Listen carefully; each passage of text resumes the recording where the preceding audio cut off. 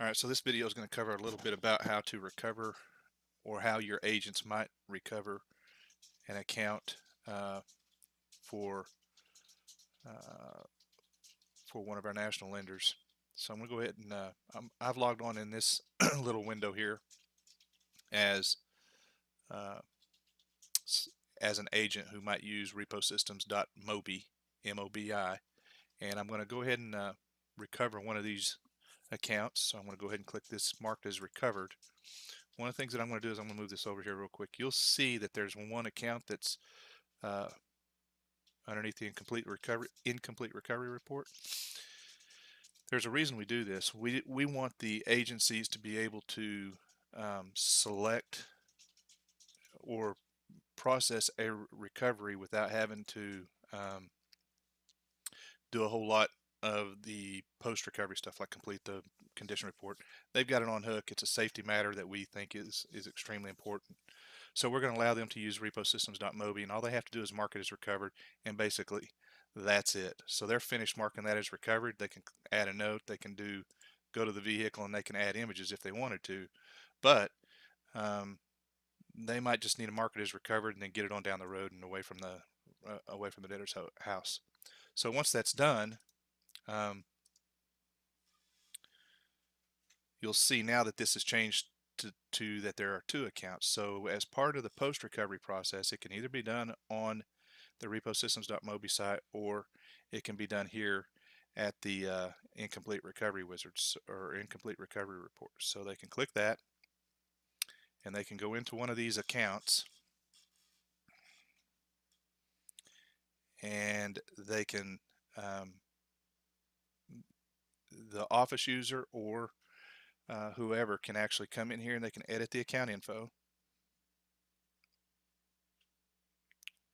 or they could have here, let me just go back to here.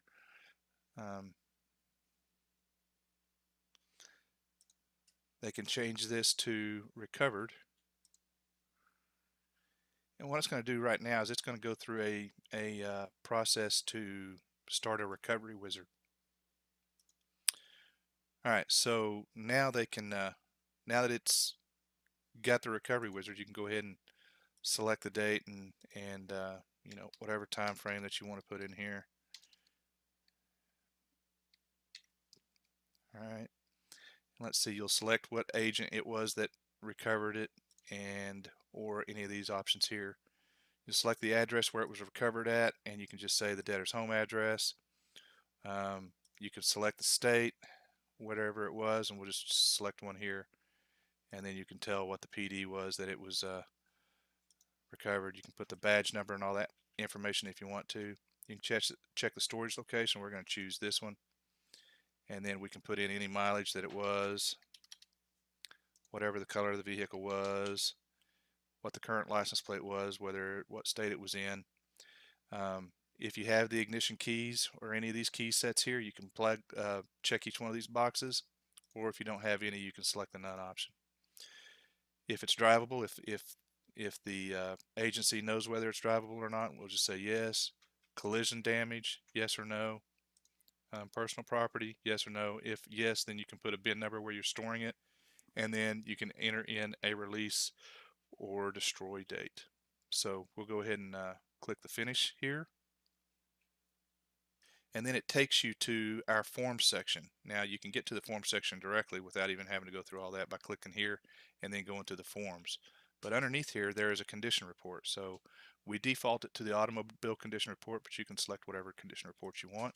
Or if you have one of your own, you can go to the account files, complete yours, scan it in as a PDF, and then upload that file here. You can also add any images for your car or your unit here after you've taken them. I'm going to go back to the form section, and then I'm going to go ahead and create this automobile condition report. So I'm going to select that one because it's already there, and I'm going to just bring this into the window a little bit better so you can see it, and then you can just check all these items off as you need to. I'm not going to check all of them, but you can check any of these items off. You can put any kind of additional statements that you wanted to. In this case, we have it defaulted to have this. You can actually sign the document if you need to, or you can just click save. Okay, you can put a date whenever the signature was in there. And whenever we say sign, you can actually click that box and then you can actually sign whatever you want to. You can accept the signature, you can print the name, um, and then you can accept the signature, and then you can put the date of that signature, and then you can click save.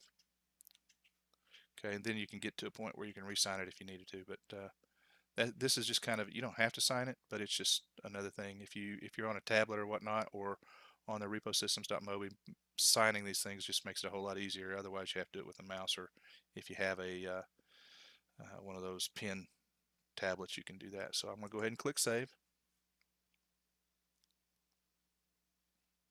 And this condition report is finished. You have the options to print any of these, but if you're doing it for one of our national lenders, you don't have to do anything. It's just finished, and we'll just go ahead and close that, and you'll see that it's here, and it will appear on the national lender side for them to be able to review as well. And then again, if you upload any files here, then they will be listed here for them to review as well. Hope that helps you with the post-recovery process. If you have any questions, give us a shout by any of these methods here, and we'll be more than happy to help you.